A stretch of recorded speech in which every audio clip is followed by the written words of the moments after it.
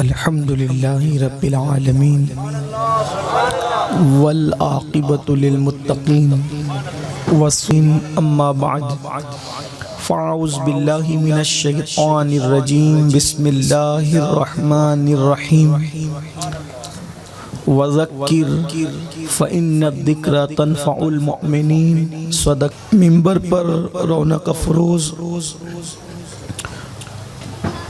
محسن ملت پیر طریقت سید پیر باپو صاحب قبلہ مدظ اللہ العالی و جمیع عرش مقام سادات کرام، باصفا ذوی الاحتشام علماء کرام، حاضرین محفل،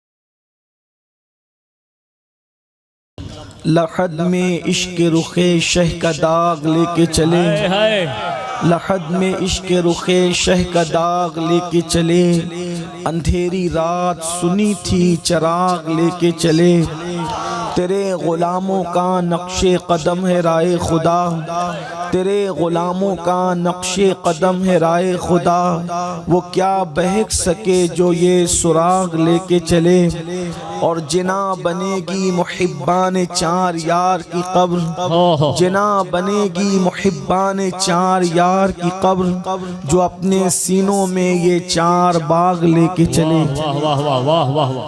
آج کی یہ محفل شادی خانہ آبادی کے موقع پر پیر پیراں میر میرا شاہ جیلا غیاث الکونین محبوب سبحانی سیدنا شیخ عبد القادر جیلانی سرکار بغداد غوث اعظم رضی اللہ تبارک و تعالیٰ عنہ کی یاد میں انعقاد پذیر ہے۔ سبحان اللہ۔ اور علامہ برکاتی صاحب نے مجھے جس عنوان کے حوالے سے پابند کیا ہے تو اسی مناسبت سے گفتگو بھی ہوگی اور اسی آیہ کریمہ کی تلاوت کرنے کا شرف حاصل کیا میرا اللہ، اس کے متعلق مجھے حق کہنے اور آپ تمامی خواتین و حضرات کو حق سن کر اس پر عمل کرنے اور اسے عام کرنے کی توفیق عطا فرمائے۔ چونکہ میرے بعد آپ کو ایک عظیم خطیب ہمارے قائد حضور قبلہ امیر سنی دعوت اسلامی سے سرکار غوث پاک رضی اللہ، نعرہ رسالت، نعرہ حیدری، حضور سید سرکار ظہیر الدین باپو قادری، کیسے بیٹا بنا بیٹا ٹھیک ہے، اجازت تمام حضرت تشریف۔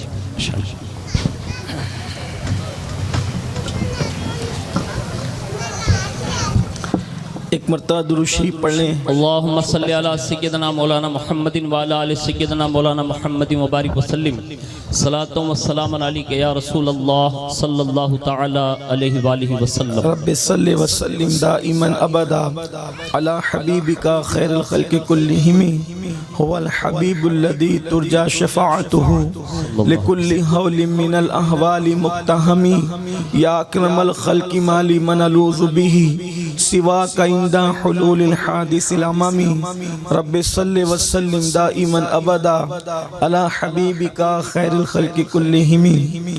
تو آپ کو حضرت سے حضور غوث پاک رضی اللہ تعالیٰ کی سیرت پر گفتگو سماعت کرنی ہے، اور مجھے جو عنوان دیا گیا ہے اسی پر گفتگو کا شرف حاصل کیا جا رہا ہے اور کیا جائے گا انشاءاللہ۔ جس آیہ کریمہ کی تلاوت کی ہے، اللہ تعالیٰ ارشاد فرماتا ہے وَذَكِّرْ فَإِنَّ الذِّكْرَى تَنْفَعُ الْمُؤْمِنِينَ کہ مومنوں کو نصیحت کرو اور ان کے سامنے نصیحت کو دہراؤ، یاد دلاؤ، بھولا ہوا سبق ان کے سامنے ریپیٹ کرو، کیونکہ جب مومنوں کو جب بھی نصیحت کی جاتی ہے تو اللہ فرماتا ہے تنفع المؤمنین کہ مومنوں کو نصیحت کرنا فائدہ دیتا ہے۔ جب مومنوں کو نصیحت کی جاتی ہے تو وہ اللہ کی نصیحت کو قبول کرتے ہیں۔ اسی لیے اللہ کے حبیب صلی اللہ علیہ وآلہ وسلم نے ہر مرتبہ موقع خوشی کا ہو یا غمی کا نصیحت کبھی میرے آقا علیہ السلام نے ترک نہیں فرمائی۔ مثال کے طور پر عید کا موقع ہوتا تو خطبہ عیدین کے حوالے سے مومنوں کو نصیحت کی جاتی، جمعہ کا موقع ہوتا مومن جہاں جب جمع ہوتے تو دو خطبوں کے حوالے سے مومنوں کو نصیحت کی جاتی، حتیٰ کہ ظہر کی 4 رکعت ہے لیکن جمعہ میں 2 رکعت کر دی گئی۔ وجہ یہ ہے کہ 2 رکعت کے قائم مقام خطبے کو قرار دیا گیا، اور خطبہ اتنا اہم کہ اس وقت نہ کوئی گفتگو کر سکتا ہے، نہ اس وقت کوئی بات کر سکتا ہے، نہ کوئی دائیں بائیں دیکھ سکتا ہے، حتیٰ کہ اللہ اکبر اس وقت ذکر کرنے سے بھی منع کر دیا گیا۔ زبان سے ذکر نہیں کر سکتے کیونکہ خطبہ اور نصیحت سننا یہ زبان کے ذکر سے بہتر ہے۔ میرے پیارے آقا صلی اللہ علیہ وسلم کے پیارے دیوانوں، کسی کا انتقال ہوتا اور ابھی قبر کھودی جا رہی ہوتی، اس لیے کہ آج تو سہولت کا دور ہے، لوگ پہلے قبر کھودواتے اس کے بعد جنازے اٹھتے ہیں، اس وقت جو ہے کبھی کبھی قبر کھودنے میں تاخیر ہوتی، اللہ کے حبیب علیہ السلام جنازہ تیار ہوتا تب بھی خطبہ ارشاد فرماتے، کبھی احد کے شہداء کے مزار پر تشریف لے جاتے، وہاں بھی لوگوں کو جمع کر کے خطبہ ارشاد فرماتے، کبھی جنگ کا موقع ہوتا تب بھی میرے آقا صلی اللہ علیہ وآلہ وسلم خطبہ ارشاد فرماتے۔ غرض کے نصیحت کی کوئی جگہ ایسی نہیں کہ جو چھوڑی جاتی ہو، ہر جگہ نصیحت کی جاتی تھی۔ اب آئیے آپ دیکھیں کہ جب بھی نکاح کی محفل سجتی تو اللہ کے حبیب صلی اللہ علیہ وآلہ وسلم اس وقت بھی خطبہ دیتے، اور وہ خطبہ آج تک کے مسنون خطبے کے حوالے سے کتب احادیث کے اندر موجود ہے۔ الفاظ الگ الگ ہے موقع کی مناسبت سے، لیکن آپ جتنے خطبے اٹھا کر کے دیکھیں نکاح کے، ان تمام خطبوں کے اندر 3 آیتیں آپ کثرت سے دیکھیں گے۔ کبھی کوئی آیت بدل گئی لیکن یہ 3 آیتیں حضور علیہ السلام بہت کثرت کے ساتھ خطبہ نکاح میں پڑھا کرتے تھے۔ ایک آیت سورہ نساء کی پہلی آیت، یا ایھا الناس اتقوا ربکم الذی خلقکم من نفس واحدہ وخلق منها زوجها وبث منهما رجالا كثيرا ونساء واتقوا الله الذي تساءلون به والارحام ان اللہ کان علیکم رقیبا۔ ایک آیہ کریمہ یہ پڑھی جاتی، یا ایھا الذین آمنوا اتقوا اللہ حق تقاتہ ولا تموتن الا وانتم مسلمون۔ ایک آیہ کریمہ یہ پڑھی جاتی، یا ایھا الذین آمنوا اتقوا اللہ وقولوا قولا سدیدا یصلح لکم اعمالکم ویغفر لکم ذنوبکم ومن یطع اللہ ورسولہ فقد فاز فوزا عظیما۔ یہ 3 آیے کریمہ پڑھی جاتی، لیکن میں آپ سب کی توجہ چاہتا ہوں، آج بھی جب قاضی نکاح کا خطبہ پڑھتا ہے تو میرے آقا کی سنت پر عمل کرتے ہوئے یہ 3 آیتوں کی تلاوت کرتا ہے۔ کبھی آپ نے سوچا نکاح کا موقع ہے، نکاح ہو رہا ہے، لیکن نکاح کی فضیلت پر کوئی آیت نہیں پڑھی جا رہی ہے؟ کیا قرآن مقدس کے اندر نکاح کی فضیلت پر آیات موجود نہیں؟ احکامات نکاح پر کوئی آیت موجود نہیں؟ کیا قرآن مقدس کے اندر نکاح کے حوالے سے یہ آیت نہیں ہے؟ فَانْكِحُوا مَا طَابَ لَكُم مِّنَ النِّسَاءِ مَثْنَىٰ وَثُلَاثَ وَرُبَاعَ فَإِنْ خِفْتُمْ أَلَّا تَعْدِلُوا فَوَاحِدَةً۔ اس طرح کی بے شمار آیات ہیں جس کا تعلق نکاح سے ہے، نکاح کے عنوان سے ہے، لیکن یہ آیتیں نہیں پڑھی جاتی کثرت کے ساتھ، بلکہ یہ 3 آیتیں پڑھی جاتی ہے۔ آپ غور کریں، اور تینوں آیتوں میں جو تعلق ہے اس میں اس کا آغاز ہو رہا ہے، یا ایھا الناس اتقوا، یا ایھا الذین آمنوا اتقوا اللہ، یا ایھا الذین آمنوا اتقوا اللہ۔ گویا کہ تینوں آیتوں میں اللہ کی خشیت کا ذکر ہے، اللہ کے خوف کا ذکر ہے، اللہ سے ڈرنے کا ذکر ہے۔ 3 آیتیں کیا پیغام دے رہی ہے؟ ہمیں حکم دیا جا رہا ہے، اے لوگو اللہ سے ڈرو، اے ایمان والو اللہ سے ڈرو۔ آخر اللہ سے ڈرایا کیوں جا رہا ہے؟ نکاح کا موقع ہے، نکاح کا تذکرہ بظاہر نہیں ہو رہا ہے بلکہ ڈرنے کا ذکر ہو رہا ہے۔ تو بہت نفیس نکتہ صوفیاء کرام اس سے یہ اخذ کرتے ہیں، 3 آیتیں اللہ کے خوف اور خشیت کے حوالے سے پڑھی جا رہی ہے، اور پھر گویا کہ بتایا جا رہا ہے آیتیں بھی 3 ہیں اور انسان کی زندگی کے ادوار بھی 3 ہیں۔ ایک تو نکاح کے پہلے کی زندگی، ایک تو نکاح کے بعد کی زندگی، اور ایک تو نکاح کرتے ہوئے کے حالات۔ گویا کہ کہا جا رہا ہے 3 آیتوں میں ڈرنے کا حکم دیا جا رہا ہے، اور انسان کو یہ اشارہ دیا جا رہا ہے نکاح کرنے سے پہلے بھی اللہ سے ڈرتے رہنا، نکاح کرتے وقت بھی اللہ سے ڈرتے رہنا، اور نکاح کے بعد بھی اللہ سے ڈرتے رہنا۔ اب اگر وقت میں گنجائش ہوگی تو ہم تینوں پس منظر اور پیش منظر پیش کریں گے۔ نکاح سے پہلے ڈرتے رہنا، نکاح سے پہلے ڈرتے رہنے کا مطلب کیا ہے؟ یعنی جب تمہیں بیوی نہ ملے، لڑکوں کو کہا گیا، نوجوانوں کو کہا گیا، کنوارے لڑکوں سے خطاب گویا کہ کیا جا رہا ہے کہ نکاح سے پہلے ڈرتے رہنا، اور لڑکیوں سے کہا جا رہا ہے تم بھی نکاح سے پہلے ڈرتے رہنا۔ یعنی اگر تمہارے پاس بیوی نہ ہو، اور لڑکیوں سے کہا جا رہا ہے تمہارے پاس شوہر نہ ہو، تو کہیں ایسا نہ ہو کہ تمہارے نفس کی بھوک تمہیں زنا کے اڈے تک لے کر کے چلی جائے، تمہیں بدکاری کے اڈے تک لے کر کے چلی جائے۔ نکاح سے پہلے بھی پاک دامن رہنا ہوگا، یعنی نہ لڑکے زنا کی طرف جائیں، نہ لڑکیاں زنا کی طرف جائیں، بلکہ اپنے نفس پہ کنٹرول کرو، اپنے آپ پہ کنٹرول کرو۔ اور سن لو، کسی نیکی پر وہ صلہ نہیں ہے جو نفسانی خواہشات پہ کنٹرول کرنے پر صلہ ہے۔ مولائے کائنات سے کسی نے پوچھا جنت کتنی دور ہے؟ اللہ اکبر! کوئی کہتا ہے جنت اتنی دور، کوئی کہتا ہے جنت اتنی دور، کوئی کہتا ہے جنت اتنی دور، لیکن میرے مولا باب مدینۃ العلم، سید السادات، ابو الاولیاء، خاتم الولایت، مولائے کائنات سے کوئی پوچھتا ہے جنت کتنی دور ہے؟ فرمایا صرف 2 قدم کے فاصلے پر جنت ہے، جنت 2 قدم کے فاصلے پر ہے۔ کہا وہ کیسے؟ فرمایا 1 قدم نفس کی خواہشات پہ رکھ دے تو دوسرا قدم تیرا جنت میں پہنچ ہی۔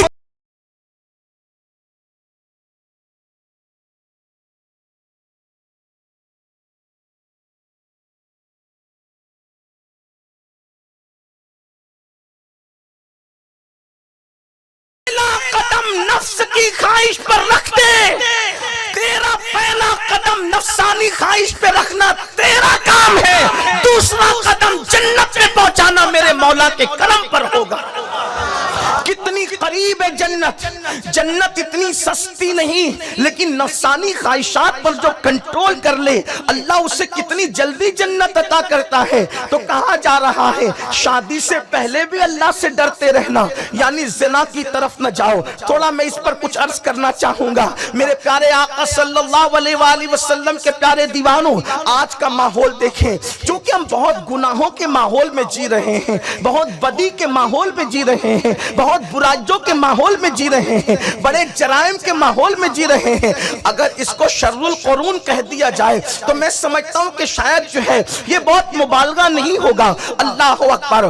گھر کے اندر گناہ, انسان کے بیڈ روم میں گناہ, گھر سے باہر نکلو تو گناہ. اللہ اکبر. گھروں کے باہر گناہ, گھروں کے اندر گناہ, کالج کی دہلیز پر پہنچ جاؤ تو گناہ, یونیورسٹی میں پہنچ جاؤ تو گناہ. اللہ اکبر. اب تو گناہوں کے اندر انسان اتنا ڈوب چکا ہے کہ مسجد میں بھی انسان اپنے آپ کو گناہوں سے روک نہیں پا رہا ہے. اللہ اکبر. کیسے دور میں ہم جی رہے ہیں, لیکن اس دور میں اگر کوئی اپنے آپ کے دامن کو, اپنے وجود کو گناہوں سے اللہ کی توفیق سے بچا لیتا ہے, وہ بندہ اپنے وقت کا صدیق ہے. صدیق. وہ بندہ اپنے وقت کا پرہیزگار اور متقی ہے. وہ بندہ اللہ والا ہے. قیامت کے دن اس کو عرش کا سایہ دیا جائے گا. مصطفیٰ جان رحمت کے پڑوس میں اس کو جنت دی جائے گی. بس کرنا کیا ہے, شادی سے پہلے بھی بدی سے بچو, شادی سے پہلے بھی بدکاری سے بچو, شادی سے پہلے بھی زنا سے بچو. اللہ اکبر. اور بات یہ ہے, فلموں کی وجہ سے, سیریلوں کی وجہ سے, گندے دوستوں کی وجہ سے, گندے ماحول کی وجہ سے 16 17 سال کی عمر میں میری قوم کے جوان بچی اور بچیاں بدی کی طرف جا رہے ہیں, بدکاری کی طرف جا رہے ہیں. اس کا نقصان کیا ہے؟ آخرت میں جو نقصان ہے وہ تو ہے, لیکن دنیا میں نقصان کیا ہے؟ حدیث پاک میں آتا ہے زانی کے چہرے سے ایمان والوں کا نور چھین لیا جاتا ہے.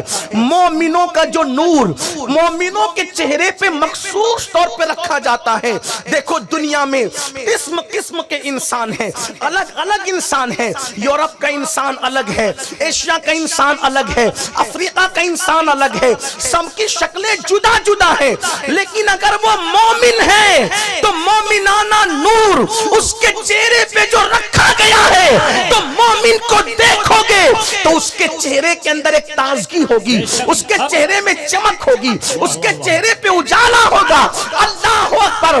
مومن اگر صدیق اکبر کی طرح گورا ہے تو بھی چہرہ چمکتا نظر آتا ہے.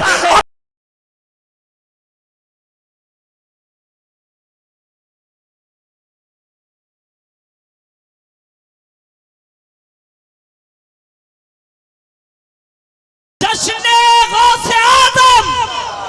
اگر مومن گناہ نہ کرے تو آنکھوں میں بھی چمک, چہرے پر بھی چمک, وجود پر بھی چمک. لیکن جب کوئی زنا کرتا ہے تو ایمان کا نور اس کی پیشانی سے چھین لیا جاتا ہے, مومنوں کا نور اس کے چہرے سے چھین لیا جاتا ہے.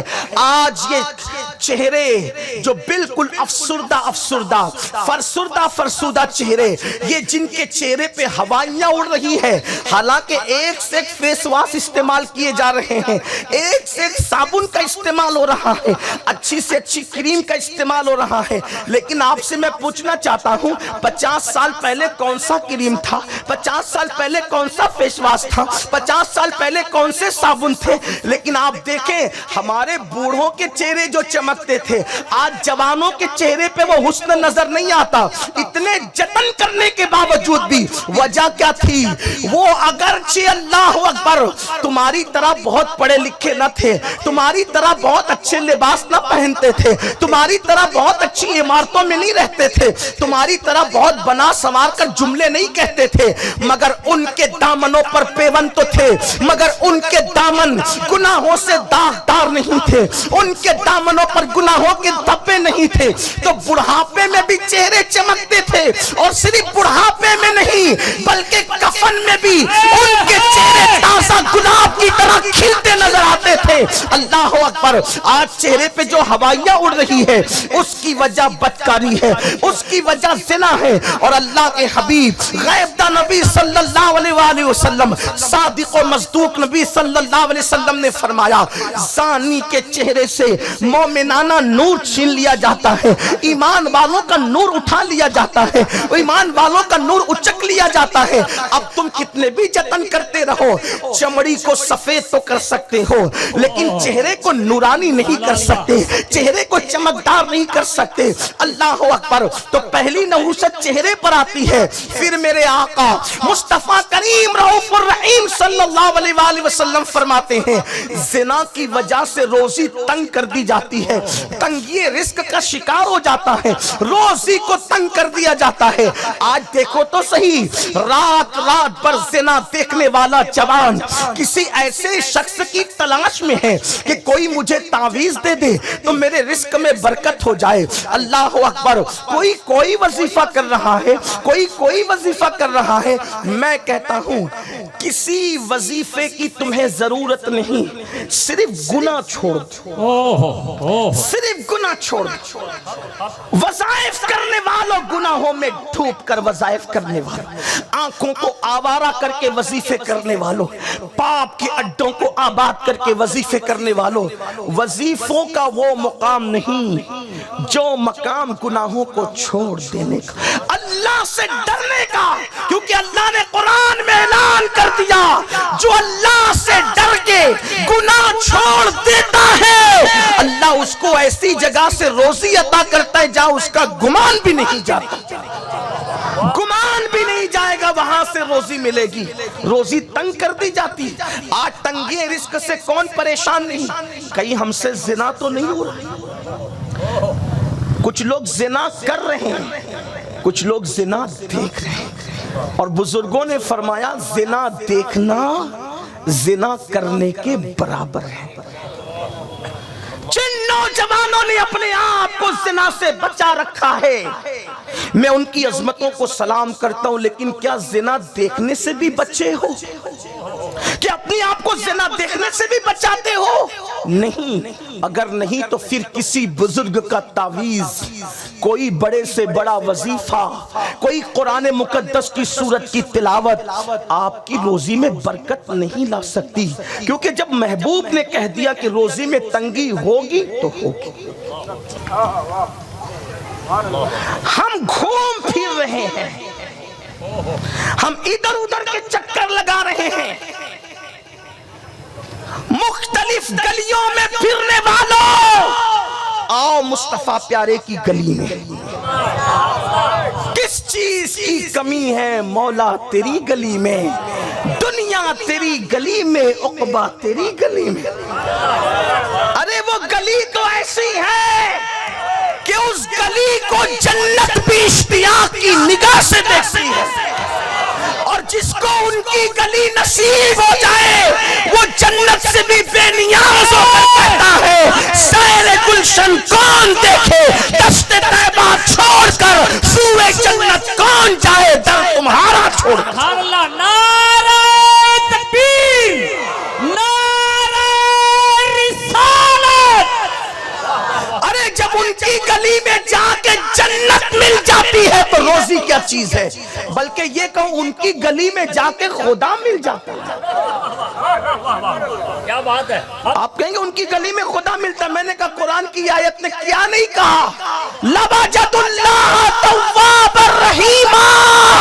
جب تم محمد عربی کے پاس جاؤ گے تو ضرور اللہ کو پالو گے، توبہ کرنے والا مہربان۔ سبحان اللہ۔ ان کی گلی میں تو خدا بھی ملتا ہے۔ روزی کیا چیز ہے، مال کیا چیز ہے، پیسہ کیا چیز ہے؟ لوگ کہتے ہیں آج ہم تنگی رزق کا شکار، وجہ کچھ لوگ تو کر رہے ہیں بدکاری، کچھ لوگ دیکھ رہے ہیں بدکاری، بلکہ بدکاری دیکھنا تو بہت نحوست کی بات ہے۔ سید الطائفہ حضرت جنید بغدادی سے کسی نے پوچھا نماز میں مزہ نہیں آتا، لطف نہیں آتا، دل نہیں لگتا، تو سید الطائفہ جنید بغدادی کہتے شاید تو نے کسی زانی کی آنکھ میں جھانک لیا ہے۔ زانی کی آنکھ میں جھانک لو، زانی کی آنکھ میں جھانک لو تو نماز کا مزہ چلا جاتا ہے۔ جو قوم خود زنا دیکھے وہ مسجد تک کیسے پہنچے؟ علماء تھک رہے ہیں تقریر کرتے کرتے نماز کی فضیلت پر، مسلمین کی آواز بیٹھ جا رہی ہے نماز کی دعوت دیتے دیتے، مسجد تک آتے کیوں نہیں؟ کیوں؟ جو زانی کی آنکھ میں دیکھے اس سے نماز کی لذت چھینی جاتی ہے۔ جو خود زنا کرے وہ مسجد تک آ کیسے سکتا ہے؟ مسجد کی چوکھٹ تک کیسے آ؟ جب سب کے گھر میں جانے کی توفیق ہے تو رب کے گھر میں آنے کی توفیق کیوں نہیں؟ کہیں زنا کی طرف تو نہیں جا رہے ہو؟ اور قرآن تو زنا ہے، قرآن تو زنا کے قریب جانے سے منع کرتا ہے۔ قرآن کہتا ہے وَلَا تَقْرَبُوا الزِّنَا إِنَّهُ كَانَ فَاحِشًا وَسَاءَ سَبِيلًا، کہ زنا کے قریب بھی مت جاؤ کیونکہ یہ بہت برا، فحش، برائی کا راستہ ہے۔ پہلی چیز نور چھینا جائے گا چہرے سے، دوسری چیز روزی چھینی جائے گی، اور تیسری چیز اللہ عمر سے برکت کو اٹھا لے گا، عمر کی برکت کاٹی جائے گی۔ 2 منٹ کی لذت کے لیے زنا کے اڈوں کو آباد کرنے والے جوانوں سے کہہ دو زندگی کی کٹوتی ہوگی، زندگی گھٹا دی جائے گی، زندگی چھین لی جائے گی۔ اللہ اکبر، میرے آقا صلی اللہ علیہ وسلم کے دیوانوں، یہ دنیا کی مصیبت ہے۔ ایک اور بات، جو نکاح سے پہلے بدی سے نہیں بچتے ان کو ایک سزا قدرت اور دیتی۔ دنیا میں 2% سے 3% لوگ ایسے ہیں جن کو قدرتی طور پر اولاد نہیں ہوتی یا دیر سے ہوتی، 2 سے 3% بس، باقی 97% لوگوں کو اولاد دیر سے اس لیے ہوتی ہے یا اس لیے نہیں ہوتی کہ انہوں نے شادی سے پہلے اپنے دامن کی حفاظت نہیں کی۔ یہ بات یاد رکھنا، 3% لوگ ایسے ہیں کہ قدرت کا امتحان ہے ان کے ساتھ، بس اس 3% ایسا نہیں کہ جس کو اولاد نہ واپس کو شک کی نظر سے دیکھیں، ایسا نہیں ہو سکتا ہے وہ 3% میں ہو، جسے دیر سے آپ اس کو شک کی نظر سے دیکھو، یا تو اس نے کسی عورت سے زنا کیا ہوگا اس لیے اولاد نہیں ہو رہی ہے تاخیر سے، یا اپنے ہاتھوں سے زنا کیا ہوگا۔ آپ تصوف پڑھیں اٹھا کر تو آپ کو پتا چلے گا، چند لمحوں کی لذت کے لیے اتنی بڑی نعمت سے محروم رہ رہے۔ اب آپ کہیں گے عورت سے زنا تو سمجھ میں آتا ہے، ہاتھ سے زنا کیا ہے؟ چونکہ میرے بزرگ بیٹھے ممبر پر میں کھل کر کوئی بات نہیں کر سکتا، لیکن چونکہ مجبور ہوں، مجھے شوق نہیں، میں اپنے جوانوں کو بتانا چاہتا ہوں، اس لیے کہ اگر کوئی کنویں میں گر رہا ہو تو اس کا ہاتھ پکڑنے سے اگر بڑوں کی وجہ سے میں شرما جاؤں تو وہ تو کنویں میں گر جائے گا۔ مجھے نہیں پتا میرے اٹھنے کے بعد مجھے کون کیا بولے گا، میں نے اس کی پرواہ برسوں پہلے چھوڑ دی ہے۔ میں بس اتنا چاہتا ہوں اللہ کرے کہ میرے ٹوٹے پھوٹے جملے کسی کی زندگی کو تباہ کرنے سے بچا لے۔ ہاتھ کا زنا کیا ہے؟ میرے آقا صلی اللہ علیہ وآلہ وسلم نے ارشاد فرمایا قیامت کے دن کچھ ایسے لوگ ہوں گے جن کے ہاتھ حاملہ ہوں گے، جن کے ہاتھوں کو حمل ہوگا۔ اللہ اکبر، کیا رسوائی ہوگی، کیا ذلت ہوگی۔ تنہائی میں ہاتھ سے زنا کرنے والے جوان، تنہائیوں کے اندر بیٹھ کر زنا کرنے والے جوان، کمروں میں چھپ کر زنا کرنے والے جوان، کمروں کے اندر گناہ کرنے سے پہلے ذرا سوچ تو صحیح، جہاں انبیاء موجود ہوں گے، جہاں صحابہ موجود ہوں گے، جہاں اولیاء موجود ہوں گے، وہاں تیرے ہاتھ حمل سے ہوں گے۔ صحابہ کرام کو حیرت ہوئی، اللہ کے حبیب علیہ السلام سے پوچھا حضور ہاتھ حمل سے کیسے ہوں گے اور کس وجہ سے ہوں گے؟ تو میرے آقا علیہ السلام فرماتے ہیں، حدیث پاک کا مفہوم ہے کہ مشت زنی کرنے والے لوگ، یعنی اپنے ہاتھوں سے اپنی زندگی کا سرمایہ ضائع کرنے والے لوگ، اب اس سے زیادہ میں وضاحت نہیں کر سکتا، ہینڈ پریکٹس کرنے والے لوگ، ان کے ہاتھ زانی ہوں گے، ان کے ہاتھ حمل سے ہوں گے۔ اللہ اکبر، تھوڑی دیر کے لیے سوچو، اللہ اکبر، پیر باپو جیسے لوگ موجود ہوں، محبوب باپو جیسے لوگ موجود ہوں، ظہیر باپو باپو جیسے لوگ موجود ہوں، دادا باپو جیسے لوگ موجود ہوں، اور کسی کی یہ کمپلین کی جائے کہ یہ مشت زنی کرتا ہے، اس کی شرمندگی کا عالم کیا ہوگا، اس کی رسوائی کا عالم کیا ہوگا۔ اللہ اکبر۔ اپنے پیروں کے سامنے شرمندہ ہونے سے ڈرنے والے جب قدرت کے سامنے تیرے ہاتھ حاملہ کی شکل میں لائے جائیں گے، اس وقت تیری آخرت کی تباہی کا کیا ہوگا، تیری آخرت کی بربادی کا کیا ہوگا۔ اللہ اکبر۔ میرے جوانوں، میں تمہاری منت کرتا ہوں، سرمایہ جوانی گٹروں میں بہانے کے لیے تو نہیں، سرمایہ جوانی ضائع کرنے کے لیے تو نہیں۔ اللہ اکبر۔ اور یہ کیوں ہو رہا ہے پتہ ہے؟ گندی فلمیں اس راستے پر پہنچاتی ہے، زنا کے مناظر اس راستے پہ پہنچاتے ہیں۔ یہ برائی آج سے 10-20 سال 50 سال پہلے ہمارے سماج میں نہیں تھی، لیکن جب سے آنکھیں آوارہ کر دی گئی، جب سے آنکھوں کو آوارہ کر دیا گیا، جو جی میں آ رہا ہے دیکھ رہے ہیں۔ اللہ اکبر۔ ہمارے صوفیہ نے تو یہاں تک فرمایا، اگر تجھے بکری کا دودھ دونے کی حاجت نہیں ہے، ہو سکے تو بکری کا دودھ، بکری کا تھن دیکھنے سے بھی بچ۔ اگر تجھے دودھ دونا نہیں ہے بکری کا، تو بکری کا تھن دیکھنے سے بھی بچ، یہ تقوی کے زیادہ قریب ہے۔ ہمارے بزرگوں نے یہاں تک فرمایا۔ علامہ ابن الجوزی لکھتے ہیں، اگر ہو سکے تو عورتوں کے کپڑے جو راستے میں سوکھ رہے ہوں ان کو بھی دیکھنے سے بچا کر۔ یہ تقوی سے قریب ہے۔ جو مذہب عورت کے سوکھتے ہوئے کپڑے دیکھنے سے بچنے کے لیے تجھے کہتا ہے یہ تقوی سے زیادہ قریب ہے، وہ مذہب اجنبی عورتوں کو دیکھنے کی اجازت کیسے دے سکتا؟ عورتوں پہ پاپ کی نظر ڈالنے کی اجازت کیسے دے سکتا؟ کسی کا کچھ نہیں بگاڑ رہے ہو، اپنی دنیا بھی تباہ کر رہے ہو، اپنی آخرت بھی تباہ کر رہے ہو۔ تو عرض یہ کر رہا تھا، اللہ اکبر۔ پھر اس کے بعد یہاں تک فرمایا گیا، انسان کے ایک قطرے میں لاکھوں بچے پیدا کرنے کی صلاحیت اللہ نے عطا کی ہے۔ تو جب کوئی اپنے ہاتھ سے اپنی طاقت کو ضائع کرتا ہے تو اس ایک ایک قطرے میں جتنے بچے پیدا کرنے کی صلاحیت تھی، وہ سارے بچوں کے قتل کا الزام اس کے سر پہ آتا ہے، جس نے اپنے سرمایہ کو اپنے ہاتھ سے ضائع کیا، ہاتھ سے زنا کیا، مشت زنی کی، اور وہ سارے لاکھوں بچے ایک مرتبہ اگر ایسا کیا تو لاکھوں نہیں بلکہ کروڑوں کی تعداد میں پہنچ جائیں گے۔ جو سائنس پڑھتے انہیں پتا ہے، جو سائنس پڑھتے انہیں پتا ہے، اسکول میں یہ پڑھایا جاتا ہے کہ ایک قطرے میں کتنے لاکھ بچے ہوتے ہیں، بچے پیدا کرنے کی صلاحیت ہے۔ اللہ اکبر۔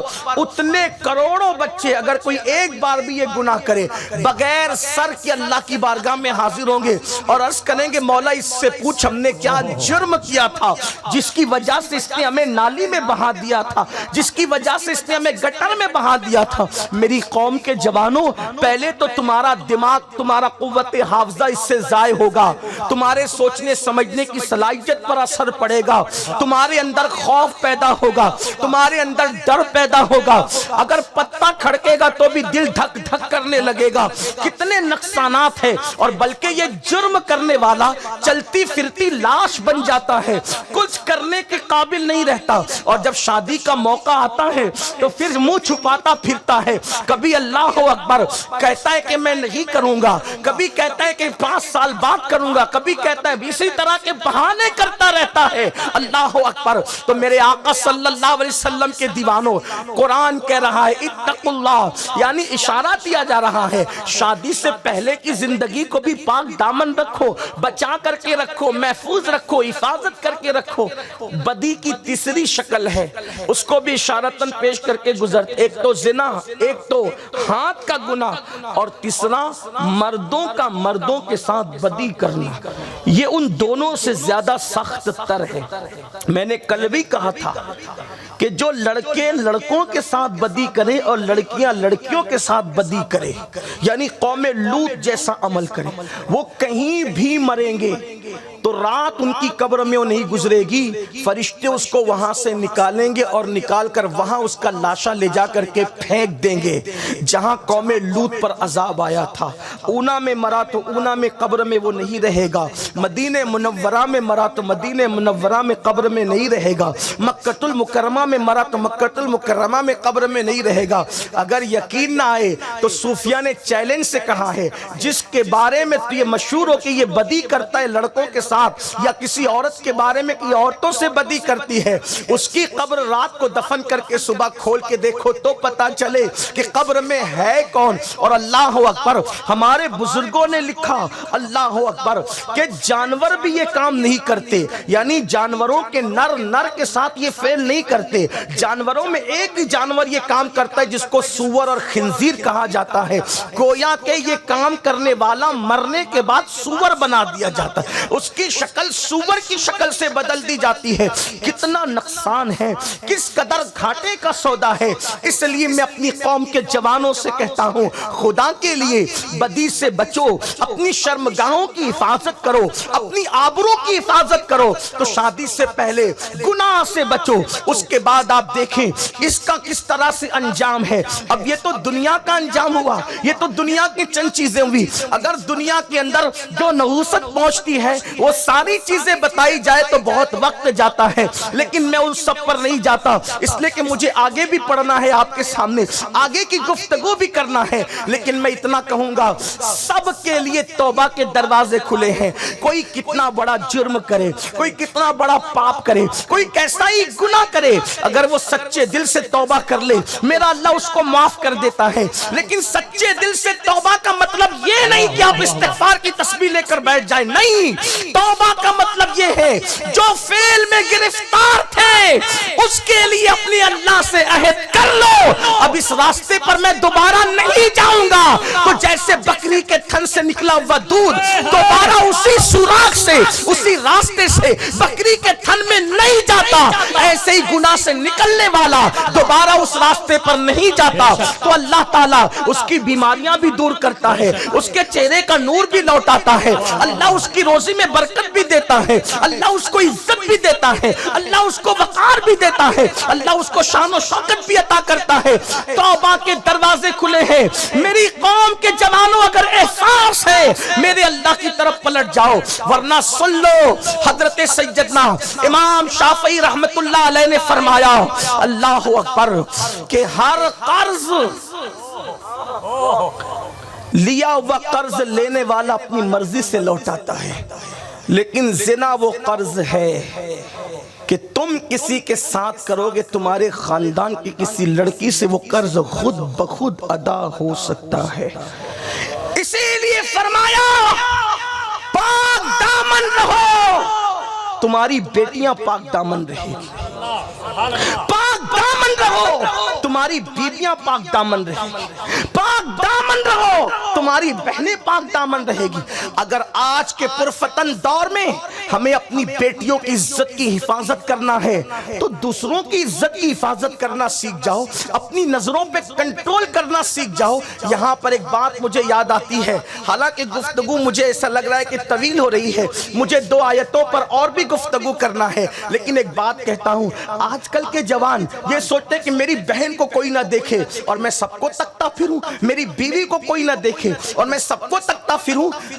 شیشے کے گھر میں بیٹھ کر کسی کے مٹی کے گھر پہ پتھر مارو گے، اس کا گھر ٹوٹے نہ ٹوٹے تمہارا شیش محل چکنا چور ضرور ہو جائے گا۔ اس لیے اگر خود کی بیٹیاں بچانا ہے نا تو دوسروں کی بیٹیوں کی آبرو پہ کبھی ہاتھ نہیں ڈالنا، دوسری جگہ کبھی منہ نہیں ڈالنا، عزت بچانے والے بنو۔ میں پوچھتا ہوں، آج مسلم جوان کسی پہ پاپ کی نظر ڈال رہا ہے، آپ کی اپنی تاریخ تو پڑھو۔ ہندوستان کیوں آئے تھے؟ ہندوستان مسجدیں بنانے آئے تھے، ہندوستان خانقاہیں بنانے آئے تھے، ہندوستان میں مدرسے بنانے آئے تھے، ہندوستان میں تم نے پہلی بار قدم کیوں رکھا تھا؟ ہندوستان میں تم اس لیے آئے تھے، ایک بیٹی کی آبرو لوٹی گئی تھی اور اس کی ماں نے خط لکھا تھا کہ میری بیٹی کی آبرو لوٹی گئی ہے، تو مسلمانوں نے کہا تھا بیٹی کسی کی بھی ہو، بیٹی بیٹی ہوتی ہے، بیٹی مومن کی ہو یا کافر کی ہو، بیٹی بیٹی ہوتی ہے۔ ہم جیسے کلمہ پڑھنے والی بیٹیوں کی عزت بچاتے ہیں، ویسے جو کلمہ نہیں پڑھتے ان کی عزت کو بھی ویسے ہی بچایا کرتے ہیں، اس لیے کہ بیٹی بیٹی ہوتی ہے۔ ہمارے یہاں بیٹی کا بلند مقام ہے، اور یہ تصور مسلمانوں کو کہاں سے ملا تھا؟ جب حاتم طائی جیسے کافر کی بیٹی مصطفیٰ جان رحمت کے دربار میں ہاتھوں میں زنجیر ڈال کر کے بغیر دوپٹے کے لائی گئی تھی۔ اللہ اکبر! ایک تو بڑا نام تھا حاتم طائی کا، دوسرا اس کی بیٹی کے ہاتھوں میں زنجیر تھی اور وہ دوپٹے کے بغیر تھی، تو تاریخ کے اوراق گواہ ہے، پشت زمین نے دیکھا، چشم فلک نے دیکھا کہ مصطفیٰ جان رحمت نے اپنی مزمل و مدثر والی چادر اس لڑکی کے سر پہ ڈال کر کے دنیا کو پیغام دیا تھا، بیٹی مومن کی ہو یا کافر کی ہو، بیٹی تو بیٹی ہوتی ہے۔ میرے آقا نے اس کے سر پہ چادر ڈالا تھا، کہاں گئی وہ فکر، کہاں گئی وہ سوچ؟ اسلام صرف داڑھی ٹوپی کی بات کرنے نہیں آیا، اسلام صرف مالا جپنے کی بات کرنے نہیں آیا، اسلام تو بیٹیوں کی عزت کو تحفظ دیتا ہے، اسلام تو بیٹیوں کی آبرو کو تحفظ دیتا ہے۔ اللہ اکبر! آج مسلمانوں کی فکر کہاں چلی گئی؟ آوارگی اس حد کو پہنچی، دوست کی بہن بھی نہیں چھوٹ رہی ہے، آوارگی اس حد تک پہنچی کہ بھابیوں پر بھی پاپ کی نظر ہے۔ میں کھل کر گفتگو کرنے کا عادی ہوں، لیکن یاد رکھنا کتنے خاندان ایسے ہیں جہاں بھائی کی وجہ سے بھائی کا گھر لٹ گیا، جہاں سسر کی وجہ سے بہو کا گھر لٹ گیا۔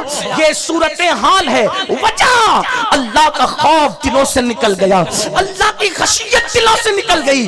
ہر سال عمرہ کر کے اپنے پاپ پر پردے نہیں ڈال سکتے، ہر سال حج کو جا کر کے اپنے عیبوں پہ پردے نہیں ڈال سکتے۔ واللہ اگر کسی کو پوری زندگی کعبہ دیکھنے کو نہ ملے اور وہ اپنی زندگی کے اندر آنکھوں پہ کنٹرول کر لے تو وہ اس پاپی کعبہ دیکھنے والے سے بہتر ہے جس نے اپنی آنکھوں پہ کنٹرول کر لیا ہے۔ اس کی وجہ یہ ہے کہ میرے آقا مصطفیٰ جان رحمت صلی اللہ علیہ وآلہ وسلم فرماتے ہیں، اگر کوئی خوبصورت عورت، اجنبی عورت، نامحرم عورت کسی کے سامنے آئے اور وہ اس تصور سے کہ اللہ دیکھ رہا ہے اپنی آنکھوں کو نیچے کر لے، اللہ اس کی زندگی کے سارے گناہوں کی مغفرت کر دیتا ہے۔ اور اسی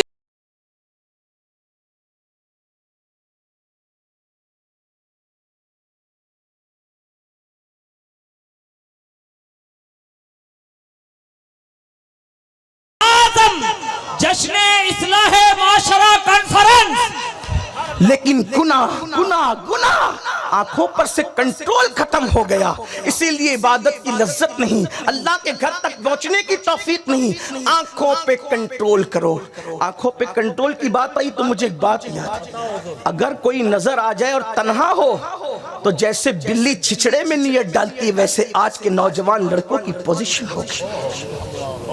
میرے جملے سخت ہو تو معاف کرنا، اس لیے کہ ہیرو کو یہی کرتے دے، ہیرو سے تمہارا کیا تعلق ہے اور تم سے ہیرو کو کیا تعلق؟ وہ نچنیا، وہ زانی، وہ شرابی، اس کی اوقات کیا ہے؟ تم اپنی حیثیت تو دے۔ ہیرو چاہے کوئی کمار ہو چاہے کوئی خان ہو، اس سے آپ کا کیا تعلق ہے؟ آپ کا تعلق تو مدینے کی سرکار سے، آپ کا تعلق تو مصطفیٰ جان رحمت سے۔ نعرہ رسالت، نعرہ رسالت، تاجدار ختم نبوت، تاجدار ختم نبوت۔ اور اگر کوئی خان صاحب ہیرو بن کر آتے ہیں ہم انہیں جوتیوں پہ رکھتے ہیں، ہم کسی خان کو نہیں جانتے، ہمیں کسی خان سے کیا لینا۔ ہاں اگر کوئی خان ہے کسی سے پیار کرتے تو وہ احمد رضا خان ہے۔ عشق محبت، عشق محبت، اس لیے کہ اور خان زنا کی طرف لے جا رہے ہیں اور یہ خان مدینے کی طرف لے جاتے ہوئے کہتا ہے لے خبر جلد کہ غیروں کی طرف دھیان گیا، میرے مولا میرے آقا تیرے قربان گئے۔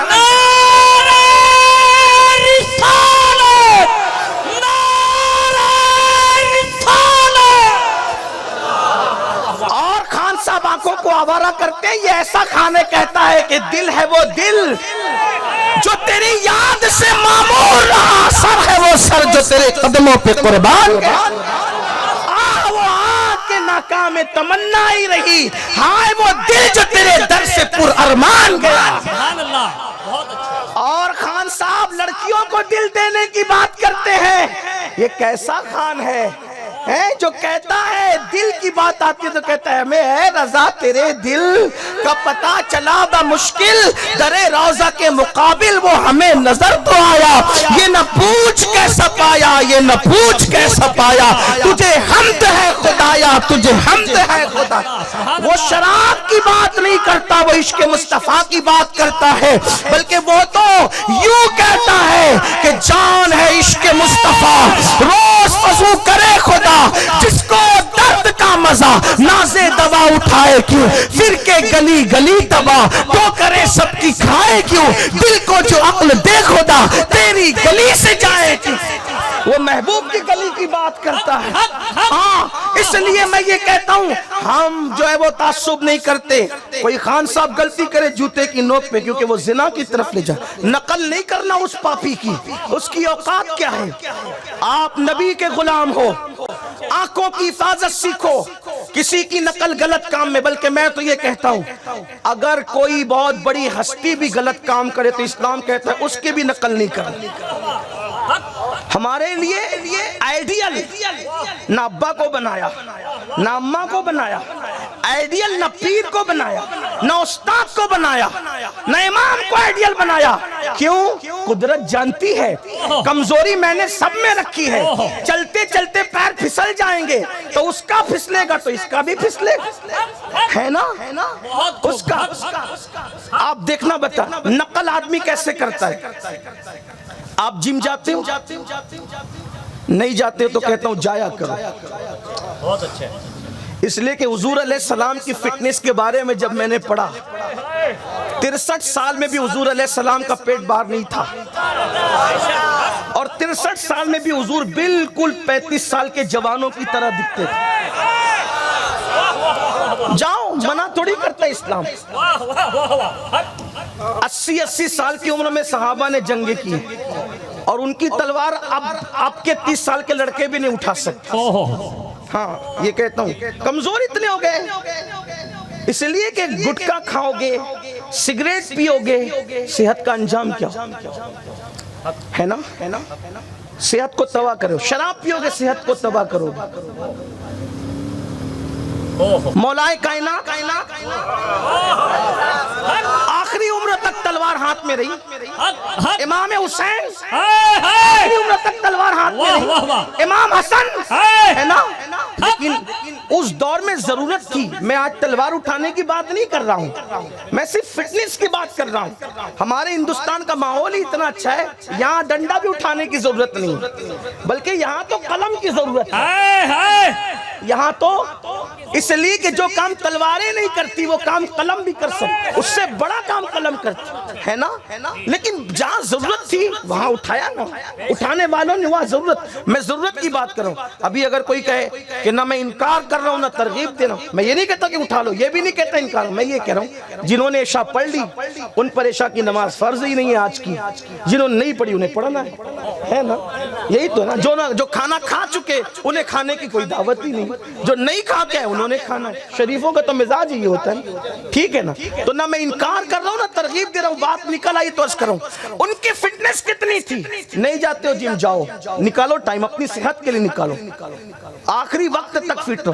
اب تو یہ ہو گیا کہ 40 سال کے بعد کرسی پہ ہم آ جاتے ہیں، کرسی پہ بیٹھ کے یہ حالات ہمارے ہو گئے، کیوں ہم نے صحت کا خیال نہیں کیا، کرنا چاہیے۔ تو بہرحال بات نکل آئی۔ میں تو لڑکوں کو کہتا ہوں، جوانوں کو، میرے شہر میں نے کہا جاؤ، اسلام منع نہیں کرتا، فٹ رہو۔ اگر کوئی اس نیت سے جم کرتا ہے کہ میں آخری وقت تک رکوع سجدے والی نماز پڑھوں گا تو اس کا جم جانا بھی عبادت ہے، اس کا ڈمبل اٹھانا بھی عبادت ہے۔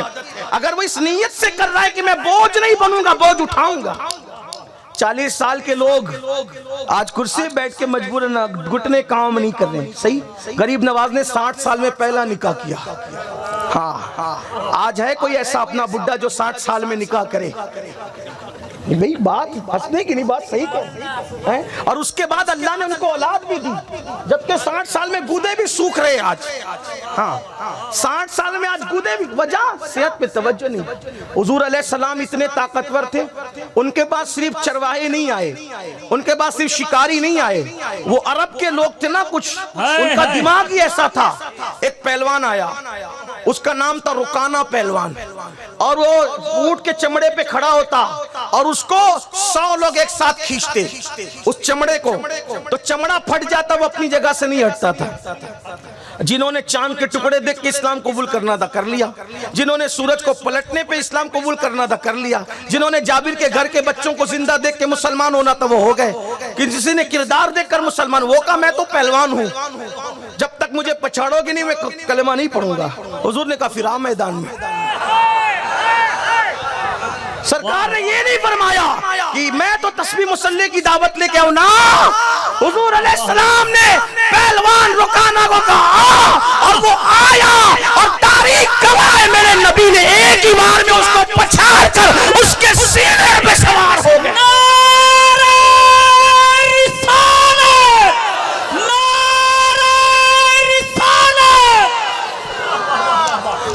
شان یہ، اور اب میں بات آگے کیسے بڑھاؤں، میرا دل کھچ رہا ہے نبی کے پہلوان کی طرف، میرا دل کھچ رہا ہے نبی کے پہلوان کی طرف۔ لوگ پہلوانی پہ ناز کرتے، ایک پہلوان علی کے مقابلے میں بھی آیا تھا جس کو دنیا مرحب کہتی ہے، مرحب اتنا بڑا پہلوان تھا 1000 کے مقابلے میں سمجھا جاتا تھا، کوئی اس سے مقابلہ نہیں کر پا رہا تھا۔ سرکار نے فرمایا آج میں اس کو بھیجوں گا جو کرار ہے، کرار غیر فرار ہے۔ علی گئے اور مرحب سے کہا نیچے آ، اس نے کہا میرا نام مرحب ہے، مرحب۔ علی نے کہا میری ماں نے، میرا نام حیدر۔ نعرہ حیدری، نعرہ حیدری۔ سفید داڑھی سے کوئی بوڑھا نہیں ہوتا، آزا کی کمزوری بوڑھا کرتی ہے، اور علی وہ جوان ہے میرے نبی نے فرمایا لا فتح الا علی، لا سیف الا ذوالفقار۔ نعرہ حیدری، نعرہ حیدری، جشن غوث اعظم۔ وہ نیچے آیا، ایک ہی بار میں 2 ٹکڑے کیے، بغیر طاقت کے ہو سکتا ہے؟ ہاں ہم سارا روحانیت پہ ڈالتے ہیں معاملہ ہے نا، لیکن میں اس کا انکار نہیں کرتا۔ ایک بار اور بول، مولا علی کو بوتراب کہا ہے، آپ بولو گے یہاں تقریر کرو گے کیا؟ نہیں نا، میں کر لوں۔ ماشاءاللہ ماشاءاللہ۔ بو تراب کا ہے مٹی پہ لیٹنے کی وجہ سے، لیکن ٹکڑے کرنے کی وجہ سے حیدر کرار کا ہے۔ ہاں ابھی ذکر بو ترابی نہیں ہے، ابھی ذکر حیدر کراری ہو رہا ہے، اس لیے کہ بات طاقت کی، تو روحانیت کی بات اپنی جگہ ہے، لیکن ان کے مولا علی کے بارے میں تھا موٹے موٹے بازو تھے، چوڑا سینہ تھا، بڑی بڑی داڑھی تھی جو پورے چہرے کو گھیر لیا کرتی تھی، اور جب چلتے تھے تو لوگوں کے کلیجے کانپتے تھے۔ کل چلنے پہ کانپتے، آج نام پہ لوگوں کی کلیجے پہ، کبھی زنجیر ہلتی ہے، کبھی در کانپ جاتا ہے، علی کا نام سن کر اب بھی خیبر کانپ جاتا ہے۔ بہت اچھے۔ بازوؤں کی طاقت بھی تھی نا، خیبر کا دروازہ ایک ہاتھ سے اکھاڑا، ایک ہاتھ سے، تو بات دور نکلی، تو میں عرض کر رہا تھا کہ کسی کی نقل کرنے کا ہمیں حکم نہیں ہے، کوئی آئیڈیل ہمارے لیے نہیں ہے یہ بات۔ وجہ جم جاتے ہو تو کسی نے کہا ہی نہیں، کیونکہ شرمایا، سوچا شاید میں یہ کہوں گا نہ جایا کرو، میں کہتا ہوں بالکل جاؤ، 1 گھنٹہ جم جاؤ جسم بنانے کے لیے، 10 منٹ مسجد میں آؤ جسم بچانے کے لیے۔ سبحان اللہ، سبحان اللہ۔ اگر بچانے نہیں آؤ گے تو اسی کو قبر کے کیڑے کھائیں گے، پھر قبر کے کیڑوں سے بچانا ہے، جسم کو مضبوط کرنا ہے جم جائیے، اور جسم کو قبر میں بچانا ہے تو مسجد میں آئیے، سبحان اللہ، دونوں کام کیجیے، بہت اچھا کیجیے۔ لیکن یاد رکھنا جب بازو مضبوط ہو جائے نا تو آدھی آستین کی ٹی شرٹ پہن کے محلے میں گھرگھراتے مت پھرنا، واہ واہ واہ واہ، اس لیے کہ طاقت پر غرور کرنے والے اللہ والے نہیں ہوتے، طاقت ملنے کے بعد عاجزی کرنے والے اللہ والے ہوتے۔ اور اگر طاقت مل جائے تو کسی کو دھکے دیتے مت پھرنا، طاقت مل جائے تو کمزوروں کو اٹھانے والے بننا، کسی اندھے کو لات مارنے والے مت بننا، اندھے کو راستہ پار کرانے والا بننا، کسی مظلوم پر مزید ظلم کرنے والے مت بننا، مظلوم کی فریاد کرنے کو پورا کرنے والے بننا۔ بہرحال تو آپ جم اگر جائیں گے تو آپ دیکھیں گے کہ جب استاد وزن اٹھاتا ہے تو اس کا منہ ایسے بگڑتا ہے، ٹھیک، وہ اٹھاتا ہے 50 کلو کا تو اس کا منہ ایسے بگڑتا ہے، شاگرد پہلے دن اٹھاتا ہے 5 کلو کا تو وہ بھی منہ ایسے بگاڑتا ہے۔ میں نے جم میں سوچا یا اللہ یہ 5 کلو پہ منہ کیوں بگڑ رہا ہے، جبکہ وہ 50 کلو اٹھا رہا تھا، میں 5 کلو اٹھا رہا تھا، تو میں نے دیکھا وہ ایسے منہ بگاڑتا ہے، تو میرے جو دیگر ساتھی تھے وہ بھی ایسے منہ بگاڑ رہے تھے، لیکن مجھ پر کوئی اس کا اثر نہیں تھا کہ 5 کلو کا وزن منہ کیسے بگڑ سکتا ہے اس پر۔ تو میں نے بہت غور کیا کہ یہ لوگ جو منہ بگاڑ رہے ہیں اب ان کی عادت پڑے گی ایسی جب یہ وزن اٹھائیں گے، لیکن ان کو احساس نہیں ہے کہ منہ بگاڑنے کا تعلق وزن سے نہیں ہے۔ تیرے پاس تو 5 ہی کلو ہے نا، وہ 50 کلو کا اٹھا رہا ہے یا 100 کلو کا اٹھا رہا ہے، تو آدمی نقل کرنے میں کبھی کبھی لاشعوری طور پر غلط باتیں بھی لے لیتا ہے، یہ کہنا چاہتا ہوں۔ اسی لیے استاد کو آئیڈیل نہیں بنایا، باپ کو نہیں بنایا، ماں کو نہیں بنایا، پیر کو نہیں بنایا۔ قدرت جانتی ہے کوئی غیر معصوم پیر کبھی بھی پھسلے گا تو پیچھے چلنے والے کا بھی پھسلے گا، ہے نا، یہ غلط کرے گا تو پیچھے چلنے والا بھی غلط۔